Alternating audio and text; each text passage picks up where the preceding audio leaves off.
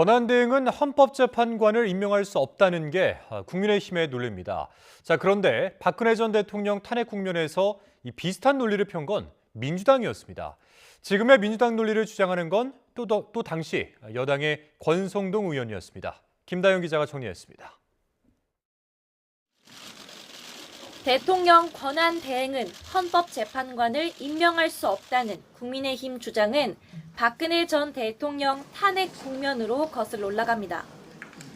탄핵 심판 중 당시 박한철 헌법재판소장의 임기가 마무리되자 국무총리가 대통령 권한대행으로서 후임을 임명할 수 있는지를 두고 해석이 분분했습니다.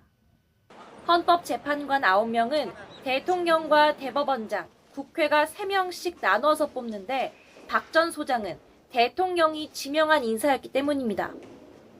권한대행이 대통령의 주요 인사권을 휘둘러선 안 된다며 지금 여당의 논리를 편 건 민주당이었습니다.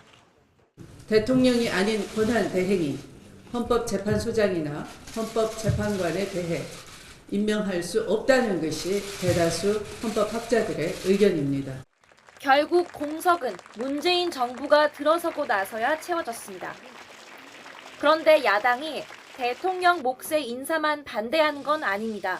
당시 대법원장 몫의 이정미 재판관 임기 종료가 다가오자 야당은 후임 논의가 심판 지연으로 이어질 수 있다고 우려를 표했습니다. 주목할 점은 후임이 결국 박 전 대통령의 탄핵이 결정된 뒤 임명됐다는 점입니다.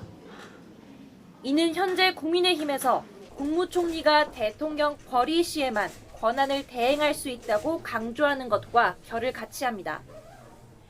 지금은 단순 직무정지 상태라 헌법재판관 임명도 탄핵 결정이 확실히 나오고 행사할 수 있다는 겁니다. 역설적인 건 민주당뿐만 아닙니다.